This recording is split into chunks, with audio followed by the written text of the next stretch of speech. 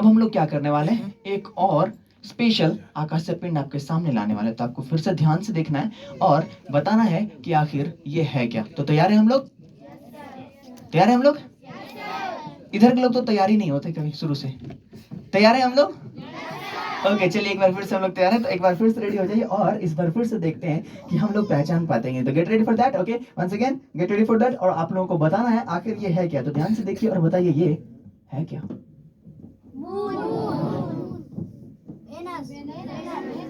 क्या है ये? तुरंत पार्टी बदल लिया। अरे ये मून है, चांद है क्या ये? दिन रात देखते हैं कि नहीं? दिन में कौन देखता है? दिन में कौन देखता है भाई? रात में देखता है ना। दिन में भी दिखता है लेकिन हल्का फल्का, लेकिन रात में अच्छे से देखते हैं हम लोग। ओके अब खास बात वो ये कि चांद, अगर हम लोग पृथ्वी से बैठ के चांद की तरफ निहारते हैं तो कमाल की बात वो ये कि पृथ्वी से बैठ के हम लोग चांद के सिर्फ एक ही भाग को जिंदगी भर देखते हैं। जो ये शेडेड पार्ट आप देख पा रहे हैं इसको कहते हैं मारिया। क्या कहते हैं? और जिस भाग को हम लोग पृथ्वी से बैठ के कभी नहीं देख पाते, कौन सा भाग है वो? ये है लूनर हाईलैंड। क्या नाम है इसका? ये चमकता भाग, इस भाग को पृथ्वी से बैठ के कभी नहीं देख पाते हैं। अब अगर इस भाग को हमें देखना है तो हमें क्या बनना पड़ेगा? एस्ट्रोनॉट, अंतरिक्ष यात्री। ओके जब एस्ट्रोनॉट बनेंगे चांद के उस भाग को जाकर के उस तरफ से जाकर के आसानी से देख सकते हैं। अगर हम लोग अंतरिक्ष में जाकर के इस भाग को नहीं देखते तो कहां आकर देख सकते हैं? सूर्य कृष्ण विज्ञान केंद्र है ना, बैठ के देख रहे हैं ना हम लोग। Okay very good. और हम लोग अब क्या करते हैं, अब और एक आकाशीय पिंड आपके सामने आते हैं। फिर से आपको ध्यान से देखना और बताना है आखिर इसका नाम क्या है। तो ध्यान से देखिए और बताइए ये है क्या। क्या है ये? पक्का?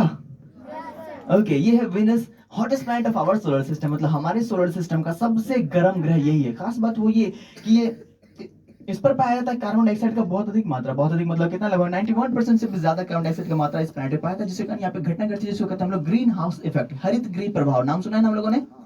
ओके अब ग्रीन हाउस इफेक्ट एक्चुअल में करता क्या है? सूर्य से आने वाली हीट, लाइट और टेम्परेचर के ट्रैप करके रखते रहता है, जिससे कारण इस प्लैनेट का पूरा एनवायरमेंट बहुत ज्यादा हॉट हो जाता है, गर्म हो जाता है। और यही घटना बनाती है इस प्लैनेट को हमारे सोलर सिस्टम का सबसे गर्म ग्रह।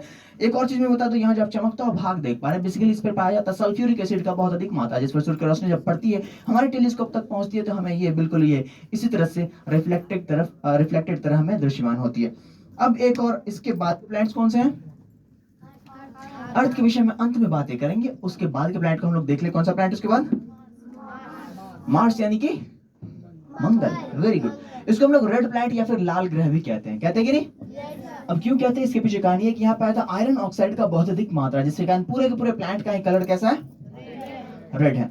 और एक जगह मैं आपको ले चलता हूँ इस प्लैनेट पे, ये आपके सामने ये जो उभड़ा हुआ उठा भाग आप देख पा रहे हैं, बेसिकली ये है माउंट ओलंपस या फिर ओलंपस माउंट्स कहते हैं इसको। खास बात वो है कि अगर मैं आपसे ये पूछूं कि पृथ्वी पे पाए जाने वाले सबसे ऊंचे पहाड़ का नाम बताए तो क्या नाम है? माउंट एवरेस्ट है ना, हिमालय जिसको हम लोग कहते हैं। अगर उसकी ऊंचाई से इसकी ऊंचाई की तुलना करें तो लगभग एक के ऊपर एक 3 हिमालय हम लोग रख देंगे ना, उतना ऊंचा ये अकेला पहाड़ है। और यही आकार बनाता है इस पूरे हमारे सोलर सिस्टम का, इस पहाड़ को सबसे ऊंचा पहाड़ जो किस प्लैनेट पे पाया जा रहा है?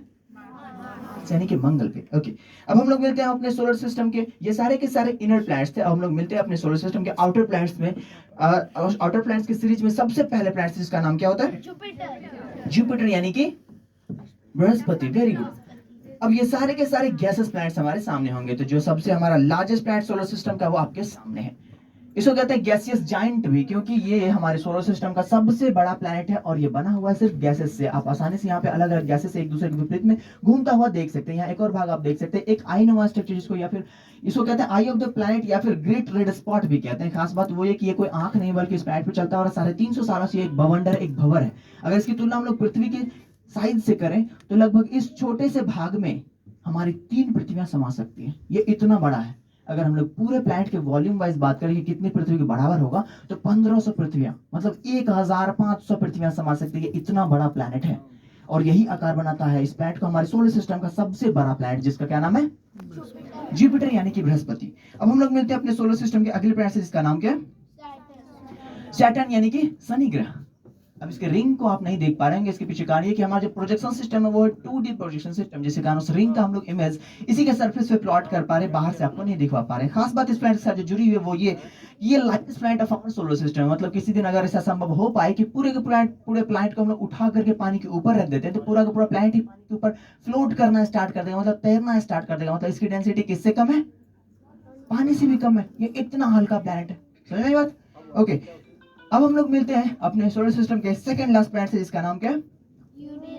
यूरेनस। ओके, यानी कि अरुण।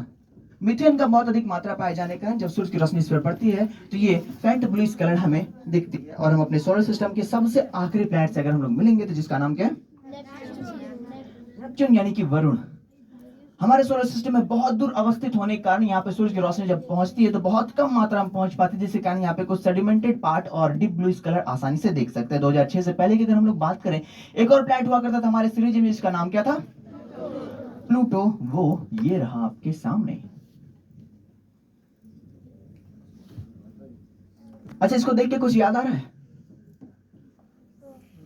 कुछ खाने वाला याद आ रहा है? ओके, आइसक्रीम कौन सा फ्लेवर? चॉकलेट फ्लेवर है ना? Chocolate, very good, chocolate vanilla याद आ रहा है, एक्सलेंट। इतने सारे चॉकलेट चाहिए, कहां जाना पड़ेगा? अरे दुकान पे जाएंगे कि प्लूटो पे जाएंगे? चॉकलेट खाने प्लूटो पे जाते हैं?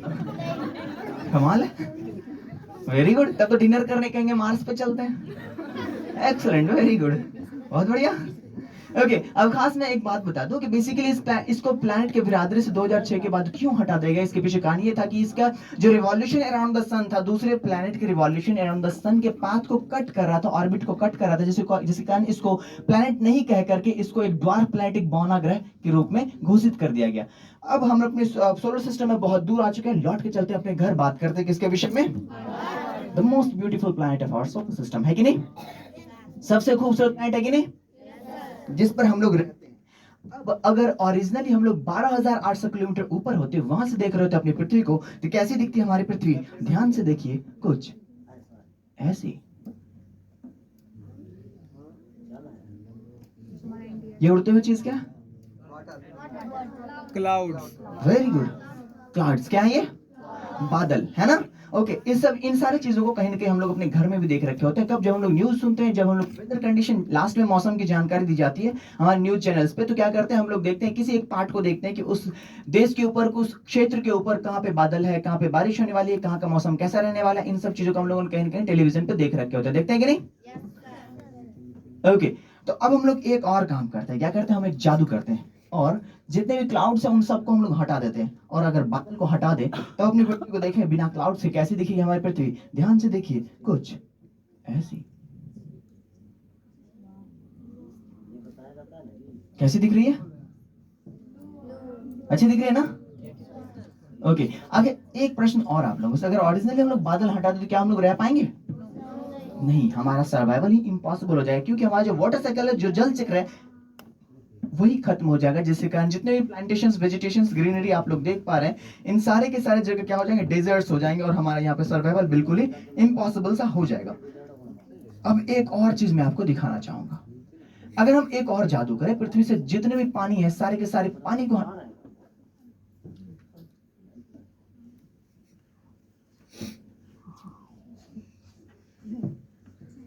पूरी पृथ्वी से हम लोग पानी को हटा दें, और तब देखिए अपने पृथ्वी को कैसी दिखेगी हमारी पृथ्वी। ध्यान से देखिए, कुछ ऐसी।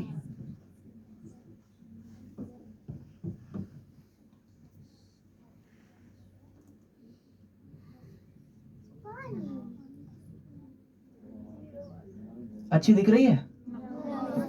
हमें चाहिए ऐसी पृथ्वी? किन्हीं को पसंद है ऐसी पृथ्वी? बिल्कुल नहीं। लेकिन हम लोगों में कुछ आदतें हैं। ध्यान से सुनिए, क्या हम लोग क्या करते हैं? सुबह सुबह उठेंगे, ब्रश निकालेंगे, ब्रश पे पेस्ट ले आएंगे, नल खोलेंगे, उसको भिंगाएंगे और ब्रश करना स्टार्ट करेंगे, और नल बंद करना। 2 मिनट, 4 मिनट, 5 मिनट तक ब्रश करते हैं, तब तक पानी। अच्छी बात है,